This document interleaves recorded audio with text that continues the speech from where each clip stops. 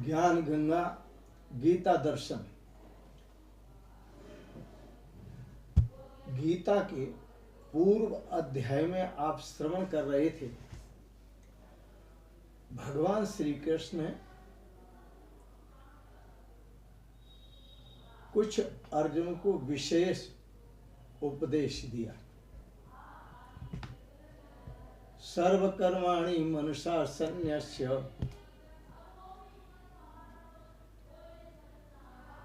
गीता के श्लोक को लेते हैं पहले 18वें अध्याय के श्लोक, प्रथम श्लोक को। अर्जुन उवाच संन्यासस्य महाबाहो तत्त्वमिच्छामि वेदितुम् त्यागस्य च हृषीकेश पृथक्केश निषूदन। अर्जुन प्रार्थना करते हैं कि प्रभु, आपने मेरी बहुत सारी ढेर शंकाओं का निवारण किया।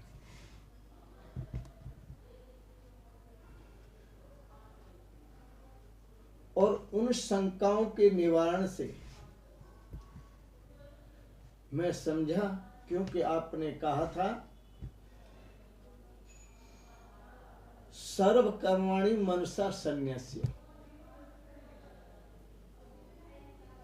सभी कर्मों को मन से त्याग दो।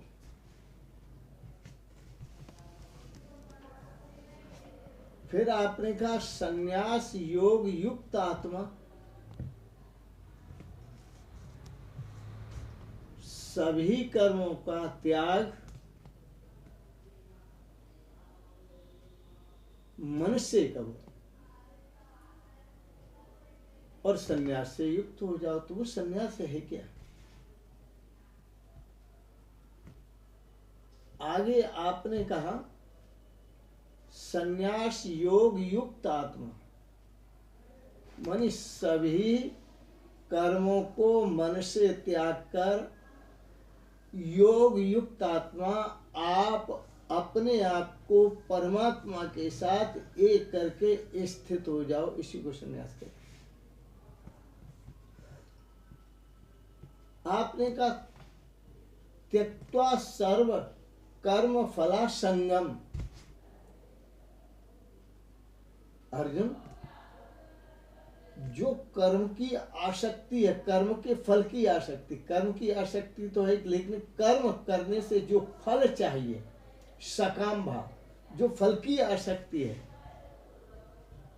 त्यक्त्वा सर्व कर्म फला संगम, उस कर्म फल की आसक्ति का त्याग कर, उस कर्म फल की आसक्ति को त्याग कर सर्व कर्म फल त्यागम, सभी कर्मों के फल को त्याग। इतना कहने से मुझे समाधान तो नहीं मिला, कुछ भाव रहा जो मैं आपके सामने व्यक्त करता हूं। कृपया मुझे समझाने का कष्ट करें।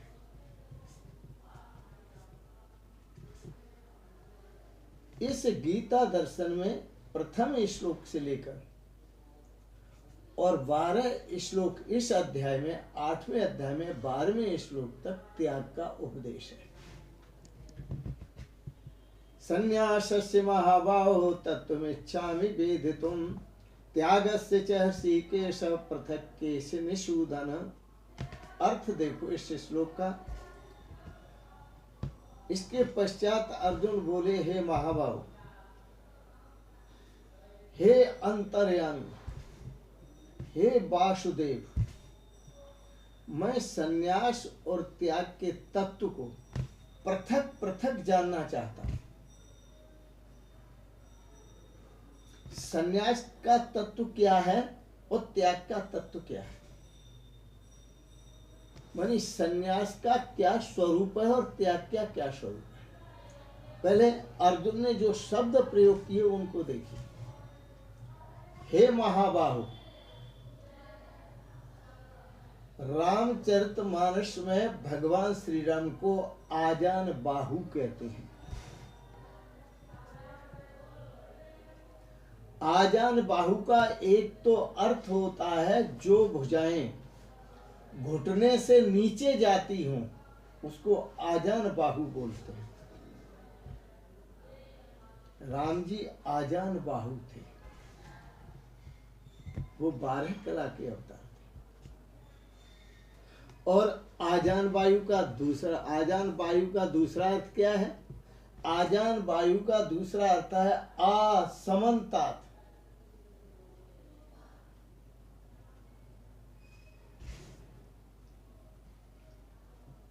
समन्तात आजान बाहु।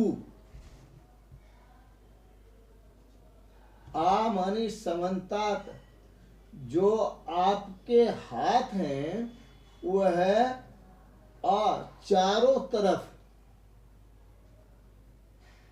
जान। भगवान के जो हाथ हैं वो चारों तरफ और हर जगह पहुंचे हुए हैं। ऐसी कोई जगह नहीं जहां भगवान के हाथ पहुंचे हुए नहीं हैं। तभी तो कहीं प्रहलाद सताया जाता है तो वो हाथ उसकी रक्षा के लिए पहुंच जाते हैं। कहीं मीरा को सताया जाता है तो वो हाथ वहां भी पहुंच जाते हैं। कहीं सबरी को सताया जाता है तो वो हाथ वहां भी पहुंच जाते हैं।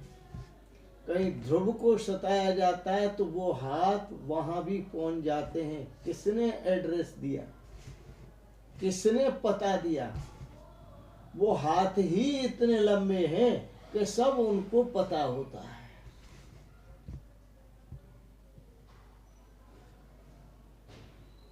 तो यहाँ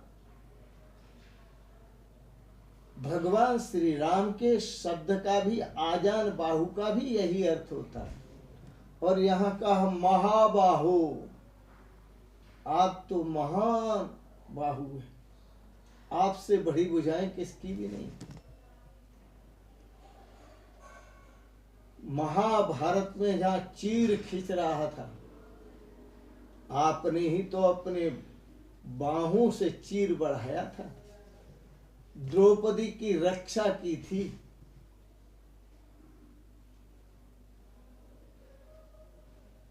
आप महाबाहो, और महाबाहो उनको महाबाहो कहते हैं जो संत की, भक्त की रक्षा कर सकता है, जो निरीह की रक्षा कर सकता है। जिसका कोई रक्षक नहीं होता उसका जो रक्षक बनता है उसको महाबाहु कहते हैं। देखो गजराज को कहां जाकर उबारा, इतनी लंबी बाहु कहां द्वारका में रह रहे थे, कहां सरोवर से गजराज को उबारा और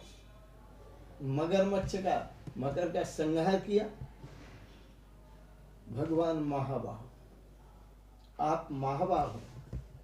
हे अंतर्यामिन, दूसरा शब्द प्रयोग किया अर्जुन ने, अंतर्यामी।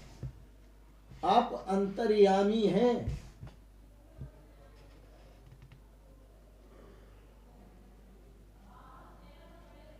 क्यों?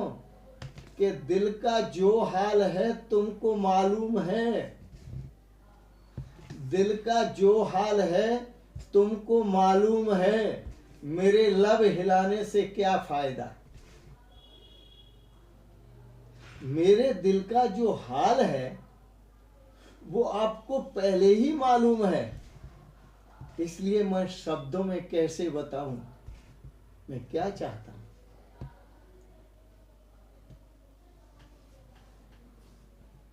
मेरे दिल का जो हाल है तुमको मालूम है, फिर मेरे लब हिलाने से क्या फायदा?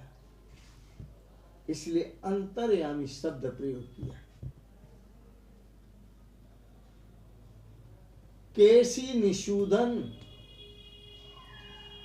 केसी नाम दैत्य का संहार करने वाले, मानी बड़े बड़े राक्षसों का संहार करने की सामर्थ्य रखने वाले। हे वासुदेव, आप सब जगह बसे हुए हैं, आपसे कोई स्थान खाली नहीं है, और कोई भी प्रसंग ऐसा नहीं है जिसे आप नहीं जानते हैं। जानते हैं, केवल जानते ही नहीं, भीतर धंसकर जानते हैं, आपका अनुभव है। इसलिए मैं आपसे यह जानना चाहता हूं, हे महाभाव, कि संन्यास और त्याग के तत्व को जानना चाहता हूं, और संन्यास और त्याग के तत्व को पृथक पृथक जानना चाहता हूं। संन्यास का स्वरूप क्या है, तत्व क्या है? संन्यास शब्द के सुनने से हम क्या समझें, और त्याग शब्द के सुनने से हम क्या समझें? संन्यास से या त्याग से जो तत्व समझने योग्य है, मैं उस तत्व को जानना चाहता हूं। कृपा करके मुझे बताएं। तत्त्वमिच्छामि वेदितुम्, पृथक पृथक तत्वम पृथक पृथक वेदितुम् इच्छामि। मैं संन्यास के और त्याग के तत्व को पृथक पृथक, अलग अलग, भिन्न भिन्न जानना चाहता हूं। आप मेरे पर कृपा करें। भगवान श्री कृष्ण ने कहा, अर्जुन सावधान, तुमने कभी झील देखी है, सरोवर देखा है जिसमें बहुत सारा पानी भरा हुआ होता है? कभी उसके किनारे रात्रि में खड़े हुए हो?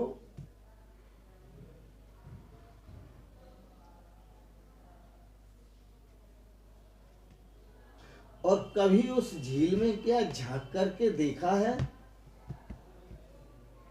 और देखा भी हो तो तुमने उसमें रात्रि के, जब रात्रि होती है तो पूर्ण चंद्रमा का जो उदय होता है, पूर्ण चंद्रमा निकलता है, तो उस चंद्रमा का दर्शन झील में किया है?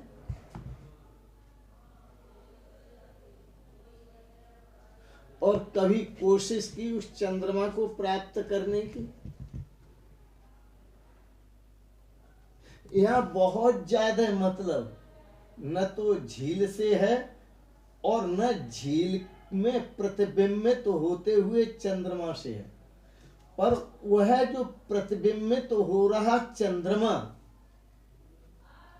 यह कहाँ मिलेगा? उस चंद्रमा को देखने के लिए एक गहरी जिज्ञासा, उस चंद्रमा को प्राप्त करने के लिए गहरी जिज्ञासा। अब आप झील में उतरेंगे तो संभव है उस चंद्रमा से वंचित रह जाएंगे, क्योंकि चंद्रमा का झील में जो चंद्रमा दिखाई देता है वहां केवल चंद्रमा का प्रतिबिंब है। चंद्रमा तो आकाश में है, और आकाश में जो चंद्रमा है उसका प्रतिबिंब झील में पड़ता है।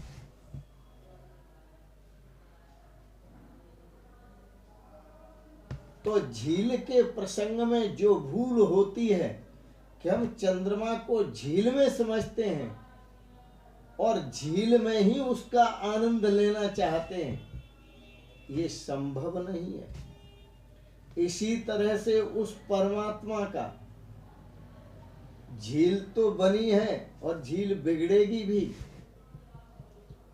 पानी भरा है कभी सूखेगा भी। इसी तरह से झील की तरह ये मनुष्य का शरीर है अर्जुन। इसमें जो आत्मा का प्रतिबिंब हो रहा है, परमात्मा का प्रतिबिंब हो रहा है, जो जीव भाव प्रतीत हो रहा है, जो जीव भाव से प्रतीत हो रहा है यह परमात्मा का प्रतिबिंब है। और हम इसी शरीर में आनंद ले रहे हैं। जो भोगों में परमात्मा के आनंद का प्रतिबिंब पड़ता है उन भोगों में हम उन भोगों के भोगने में उसी को आनंद मान लेते हैं। वस्तुतः हर इंद्रिय का जो जो स्वाद है वो एक झील में चंद्रमा की तरह स्वाद है। झील में दिखती हुई चंद्रमा की तरह स्वाद है। हर इंद्रिय का अपने अपने भोगों में आनंदित होना, आनंद लेना, यह केवल एक एक विषय का आनंद, यह आनंद नहीं है। उसमें भी जो आनंद है वो परमात्मा के प्रतिबिंब का आनंद है। जैसे आग झील में चंद्रमा नहीं है, चंद्रमा तो आकाश में है। इसी प्रकार से अर्जुन परमात्मा शरीरों में नहीं है, परमात्मा हृदय रूपी आकाश में है। और जो अपने हृदय रूपी आकाश में परमात्मा का दर्शन कर लेता है उसे फिर झील में दर्शन करने की जरूरत नहीं रहती। जो आकाश में चंद्रमा का दर्शन कर लेता है उसे झील में चंद्रमा का दर्शन करने की जरूरत नहीं रहती। इसी प्रकार से जो उस परमात्मा को अपने हृदय आकाश में दर्शन कर लेता है उसे संसार के भोगों में और शरीरों में उसका आनंद दिखाई नहीं देता। इसलिए याद रखें, गीता में भी शब्द भरे हुए हैं, शास्त्रों में भी शब्द भरे हुए हैं, वेदों में भी शब्द भरे हुए हैं, उपनिषदों में भी शब्द भरे हुए हैं, पुराणों में भी शब्द बने हुए हैं।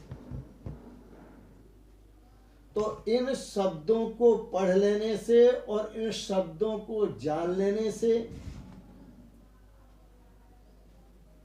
और शब्दों में जिसे कहा है उसे पहचान लेने से काफी अंतर है।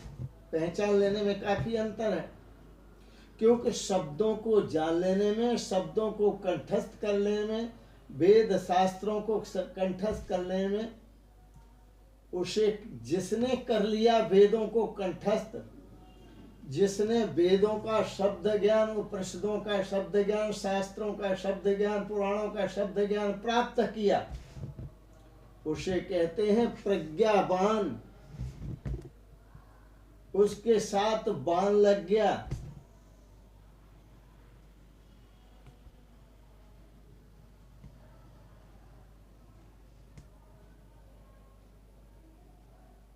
उसके साथ बाण लग गया, क्योंकि वह प्रज्ञा में जितना भी ज्ञान है, पुस्तकी ज्ञान, उसने अपनी प्रज्ञा में भर लिया। वो प्रज्ञावान है, अर्थात ज्ञानवान है, वो शास्त्रों का ज्ञानवान है। उसे हम पंडित कहते हैं।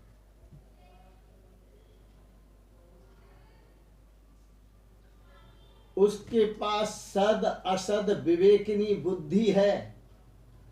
सद असद विवेकिनी बुद्धि सा पंडा यस्येति संजातः सः पंडितः। शास्त्र पढ़ने से सत और असत का ज्ञान हुआ, लेकिन वह सत प्राप्त तो नहीं हुआ, अक्षर प्राप्त हो गए। पर सत में जो अक्षर शब्द में जो परम अक्षर परमात्मा है, अक्षरम अतिक्रांतम परम अक्षरम, जिसे परम अक्षर कहते हैं, उसका तो अनुभव हुआ ही नहीं। क्यों? कि ये सभी शब्द हैं, और वह जो परमात्मा है वो शब्द से परे है। उसे निशब्द में ढूंढिए, शब्दों में नहीं, निशब्द में खोजिए। इसलिए संत महापुरुष भी समस्त दरवाजे बंद करते हैं इंद्रियों के और अंदर सरकते हैं। ऐसा ही किसी महापुरुष ने अपना अनुभव लिखा, बदन के अगर बंद सब्दर करे, जो मन है उसे दिल के अंदर करे, जमे इस तरह योग से उसका ध्यान, के इंसान के सिर में रहें उसके प्राण। बाकी झांकी श्याम की बसे हृदय के बीच, जब चाहूं दर्शन करूं दोनों आंखें मीच। इंद्रियों को बहिर्मुख करके उस परमात्मा की अनुभूति नहीं होती, इंद्रियों को अंतर्मुख करके ही परमात्मा की अनुभूति होती है। जो अपने स्वरूप से अपने आप में परमात्मा के स्वरूप को जान लेता है वो सबके स्वरूप को परमात्मा में जान लेता है। गीता एक ऐतिहासिक ग्रंथ है। गीता एक ऐतिहासिक घटना है और भगवान श्री कृष्ण जो है वो कोई ऐतिहासिक घटना नहीं है। कहीं कह मन देना कि भगवान श्री कृष्ण द्वापर में हुए, आप उनको पहचानो, आप उन्हें जानो। कृष्ण द्वापर में भी नहीं हुए, भगवान श्री राम त्रेता में ही नहीं हुए। भगवान श्री राम कहते हैं जब जब होए धर्म के हानि, बाढ़े असुर अधम अभिमानी, तब तब धर्म विविध शरीरा, हरम कृपानंद सज्जन पीरा। मैं शरीर धारण करता हूँ युगों युगों में, मगर मैं कोई घटना नहीं हूँ, मैं कोई त्रेता में जन्मा नहीं हूँ, मैं कोई द्वापर में जन्मा हुआ नहीं हूँ। ये तो मैं आवश्यकता जब होती है धर्म की रक्षा की, आवश्यकता पड़ती है साधु संतों महापुरुषों की रक्षा की, अबलाओं की रक्षा की, तो मैं अवतरित होता हूँ। भगवान श्री कृष्ण की वाणी सुनिए, यदा यदा हि धर्मस्य ग्लानिर्भवति भारत, अभ्युत्थानम अधर्मस्य तदात्मानं सृजाम्यहम्। मैं अपने आप का स्वयं सृजन करता हूँ, मैं कोई सृष्टि में पैदा नहीं होता, प्रकृति से संबंध नहीं रखता। तदा आत्मानं सृजाम्यहम्, मैं स्वयं अपने को प्रकट करता हूँ। और भगवान श्री राम कहते निज इच्छा निर्मित तनु, यह मायाकृत शरीर नहीं है, यह मेरी इच्छा से प्रकट किया हुआ शरीर है। इसलिए ग्रंथ एक ऐतिहासिक घटना है, एक काल घटना है। वेद कब रचे गए, यद्यपि वेदों को अपौरुषेय कहा जाता है तो भी उनका कोई समय है। उपनिषद कब रचे गए उनका भी कोई समय है। पुराण कब रचे गए उनका भी कोई समय है। इन सब की ग्रंथों की व्याख्या कब हुई उनका भी कोई समय है। महाभारत गीता कब रचे गए उनका भी कोई समय है। लेकिन भगवान कृष्ण का कोई समय नहीं है। भगवान श्री राम का, भगवान शिव का कोई समय नहीं है। और कोई समय निश्चित करता है तो वह अज्ञानी है, ज्ञानी नहीं है। उनका अवतार निश्चित करता है वो तो ठीक है, क्योंकि यदा यदा धर्मस्य ग्लानिर्भवति भारत अभ्युत्थानम धर्मस्य तदात्मानं सृजाम्यहम्। भगवान का वचन है, जब जब देश में धर्म की गिलानी होती है और अधर्म की वृद्धि होती है तब तब मैं शरीर धारण करता हूँ। इसलिए गीता एक ऐतिहासिक घटना है और कृष्ण कोई ऐतिहासिक घटना नहीं है, वो तो पुराण पुरुषोत्तम है, पुराण पुरुष हैं, वो तो सनातन पुरुष हैं। सनातन का मतलब है आदि काल से। अर्जुन ने कुछ तर्क दिए और उन सभी तर्कों का गीता में भगवान श्री कृष्ण ने समाधान दिया, और समाधान दिया और अर्जुन पड़ा मुश्किल में, क्योंकि उसके सामने धर्म का प्रश्न खड़ा हुआ है। जब वह मुश्किल में पड़ा तो उसने सभी शस्त्रों को डाल दिया था। आपने सुना होगा, अर्जुन ने कहा है गीता के प्रथम अध्याय में, दृष्टिमं स्वजनम कृष्ण युष्म समुपस्थितम सीदंती मम गात्राणि मुखम च परशुष्यति बेपथुश्च शरीरे में रोम हर्षश्च जायते गांडीवम संस्ते हस्तात् त्वक्चैव प्रदह्यते न च शक्नोम्य अवस्थातुम भ्रमतीव च मे मने निमित्तानि च पश्यामि विपरीतानि केशव। हे केशव, मैं सब विपरीत देख रहा हूं, इसलिए मैं युद्ध नहीं करूंगा। भगवान श्री कृष्ण कहते हैं युद्धस्व उत्तिष्ठ युद्धस्व। भगवान श्री कृष्ण तय खड़ा हो और युद्ध कर। अर्जुन ने कहा मैं युद्ध नहीं करूं। धीरे धीरे अर्जुन जब मुश्किलों में पड़ा तो मुश्किल में पड़ने पर भगवान श्री कृष्ण का शिष्य बना। मुश्किल में क्यों पड़ा? भगवान कहते हैं युद्ध करो। भगवान की आज्ञा का नहीं पालन करता हूं तो ये भी पाप है, और पालन करके गुरुजनों को बाणों से मारता हूं तो ये भी पाप है। इसलिए मुश्किल में पड़ा, क्योंकि अर्जुन ने कहा था गुरुन हत्वा ही महानुभावान श्रेयो भोक्तुम भैक्षमपि लोके हत्वार्थ कामास्तु गुरु नियहिवा भुंजीय भोगान रुद्र प्रदिग्धान। प्रभु, यदि मैं इन गुरुओं का संहार करूंगा तो मुझे बहुत बड़ा पाप लगेगा, और मैं ये समझता हूं कि इन गुरुओं का संहार करने के बाद जिस राज्य का मैं भोग करूंगा वह राज्य जो है रुधिर से सने हुए राज्य का भोग करूंगा, खून से लथपथ राज्य का भोग करूंगा।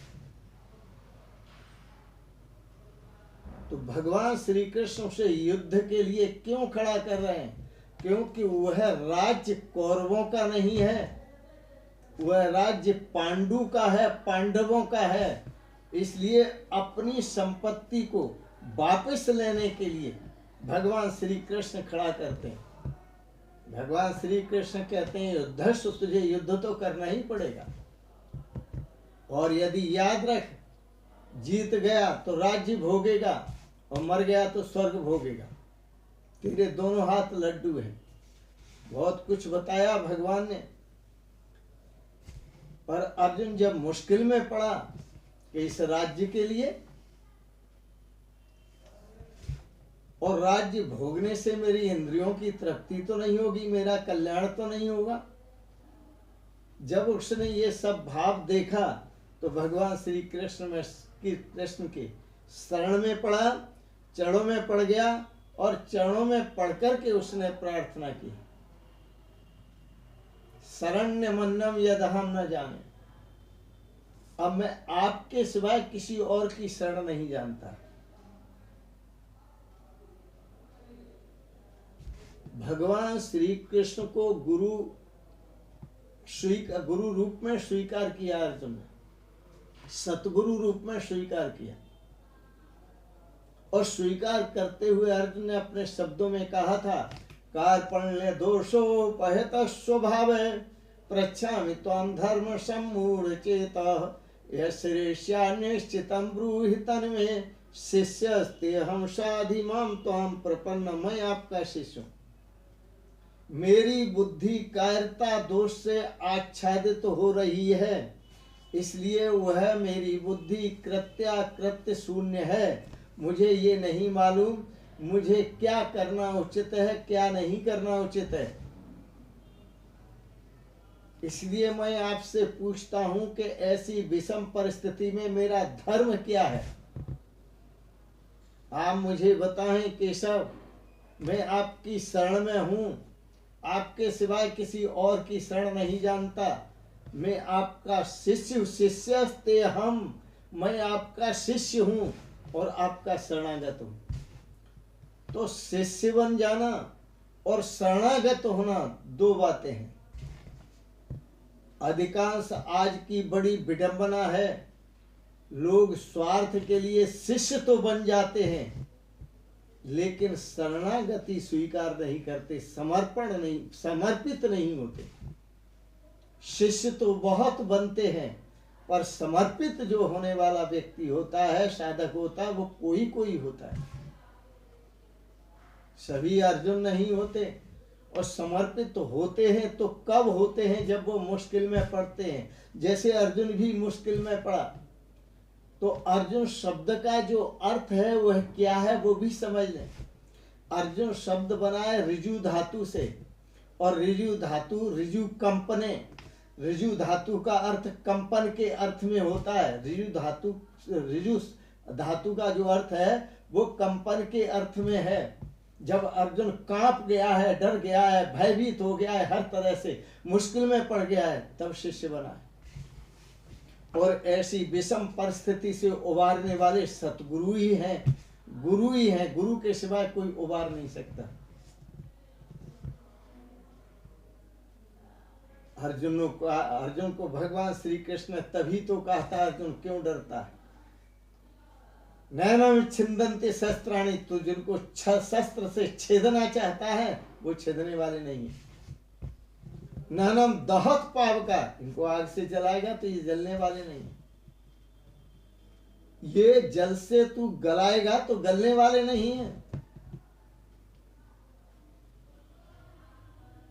नैनम छिन्दन्ते शस्त्राणि नैनम दहत पावका न चैनम क्लेद्यन्त्यापो न शोषयते मार्ता। और तू सुखाना चाहे तो ये सूखने वाले भी नहीं। और अर्जुन जो शस्त्र से कटेगा वो शरीर कटेगा, जो अग्नि से जलेगा वो शरीर जलेगा, जो जल से गीला होगा वो शरीर होगा, जो वायु से सूखेगा वो शरीर सूखेगा। तूने पहचाना नहीं। तो अर्जुन विषम परिस्थिति में है, इसलिए भगवान को गीता का उपदेश देना पड़ा। एक बात और याद रखना, कभी शिष्य गुरु को नहीं खोज सकता, क्योंकि शिष्य में इतनी योग्यता नहीं होती जो गुरु को खोज ले। शरणागत तो हो सकता है लेकिन गुरु को खोज नहीं सकता। जितने भी शास्त्रों का प्रमाण है, जब भी मिले हैं तो गुरु अपने आप मिले हैं। बस समर्पण की बात, जो समर्पण के लिए तैयार होता है, जो शरणागत होने के लिए तैयार होता है, उसके पास गुरु स्वयं पहुंच जाते हैं। राजा परीक्षित को देखो, शुक्र ताल पर बैठ जाते हैं और गुरु की तलाश करते हैं। सभी ऋषियों से हाथ जोड़कर प्रार्थना करते हैं, आप मुझे उपदेश दें, आप मेरा कल्याण करें, आप मेरा उद्धार करें, मुझे मार्गदर्शन करें। कोई तैयार नहीं हुआ। बहुत प्रार्थना कर ली ऋषियों से, लेकिन जब समय आया तो उस समय कोई लेटर नहीं दिया था सुखदेव जी के पास, कोई चिट्ठी पत्र नहीं गया था। सुखदेव जी जहां थे वहां से दौड़े हुए चले आए और जो शुक्र ताल में सिंहासन बना था, व्यास गद्दी सजी थी, और आकर उसी व्यास गद्दी पर बैठ गए। बिल्कुल नंग धड़ंग, कोपीन बनता है, खल भाग्य बनता है। ये कोपिनधारी लगता है कोई साक्षात भगवान है।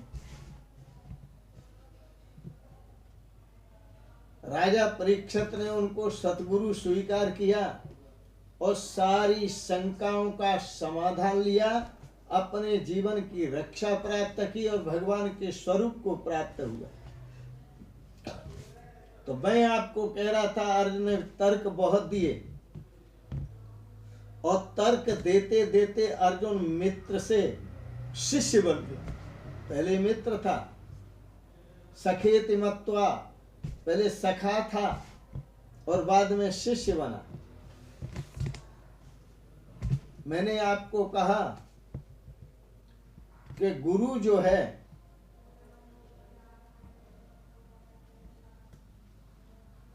वह मिल गए हैं भगवान कृष्ण के रूप में, लेकिन एक बात और समझनी पड़ेगी कि गुरु जो है वो इस लोक का वासी नहीं है, वह उस लोक का वासी है। अर्जुन इस लोक का वासी है इसलिए कांप रहा है, गुरु कभी नहीं कांपते, क्योंकि गुरुजन उस लोक में वास करते हैं जहां किसी प्रकार का कोई विकार नहीं है, इसलिए दूसरे लोक में रहते हैं गुरु, दूसरे जगत में रहते हैं। और जिज्ञासु इस लोक में रहता है, इसलिए जिज्ञासा कृष्ण के समाधानों का आखिरी पड़ाव है। जिज्ञासा भगवान कृष्ण के समाधानों का आखिरी पड़ाव है, जो आ गया है, जिसे आप 18वां अध्याय कहते हैं। भारत में 4 प्रकार के पुरुषार्थ हैं और ये चारों पुरुषार्थ अपनी संस्कृति को चमकाने वाले हैं, पर संस्कृतियां बहुत हैं। 4 प्रकार के पुरुषार्थ हैं, संस्कृतियां बहुत हैं, और जो अपनी संस्कृति के द्वारा उठता जाता है, चाहे जो कोई भी हो, वो अधिक से अधिक धर्म तक पहुंचता है, मोक्ष तक नहीं पहुंचता। इसकी व्याख्या अगले प्रसंगों में करेंगे।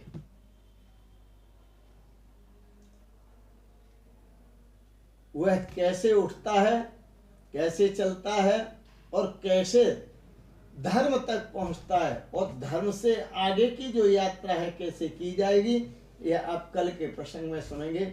आज के प्रसंग में इतना ही। आओ एक छोटा सा पद बोलते हैं। लो सतगुर से पूछ डगरिया, भूल जाना न अपनी नगरिया। लो सतगुर से पूछ डगरिया, भूल जाना न अपनी नगरिया। नींद को विसार ढेंग ठाड़े बट मार, नींद को विसार ढेंग ठाड़े बट मार। लुट जावे न लाल गठरिया, भूल जाना न अपनी नगरिया। लुट जावे न लाल गठरिया, भूल जाना न अपनी नगरिया। आपकी नगरी जिसमें रहते हो ये नगरी नहीं है, आपकी नगरी तो कोई और है। वही नगरी है जिस नगर के भगवान हैं। और गया वासना के संग हुई चोरों से जंग।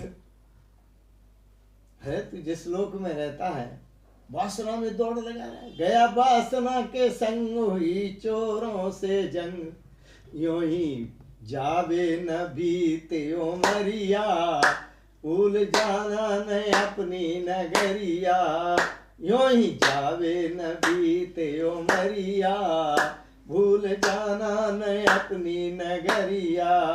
लो सतगुर से पूछ डगरिया, भूल जाना न अपनी नगरिया। और ब्रह्म आनंद पहचान। स्वामी ब्रह्मानंद जी हुए बहुत अच्छे पहुंचे हुए संत हुए, जिन्होंने ब्रह्मानंद भजन माला लिखी। वो कहते हैं ब्रह्म आनंद जान। किसको जानना है? ब्रह्म का जो आनंद है। ब्रह्म आनंद जान तब होवे कल्याण। ब्रह्मानंद जान, ब्रह्म आनंद जान तब होवे कल्याण। फूट जावेगी भ्रांति गगरिया, फूट जावेगी भ्रांति गगरिया। भूल जाना न अपनी नगरिया। लो सतगुर से पूछ डगरिया, भूल जाना न अपनी नगरिया। लो सतगुरु से पूछ डगरिया, भूल जाना न अपनी नगरिया। लो सतगुरु से पूछ डगरिया, भूल जाना न अपनी नगरिया। बोलो वृंदावन बिहारी लाल की जय, सतगुरुदेव भगवान की जय। शिवोहम शिवोहम शिवोहम। आज के प्रसंग में आपने सुंदर प्रवचन श्रवण किया, इसके लिए बहुत बहुत अनुग्रहित हैं। आपको अच्छा लगा गीता पर विचार भाव, इसको सब्सक्राइब करें, लाइक करें, शेयर करें और इन शब्दों के साथ ही समस्त श्रोताओं की, समस्त भाई बहनों की परम पावन श्री चरण कमलों में सादर प्रणाम करते हुए ओम शिवोहम शिवोहम शिवोहम।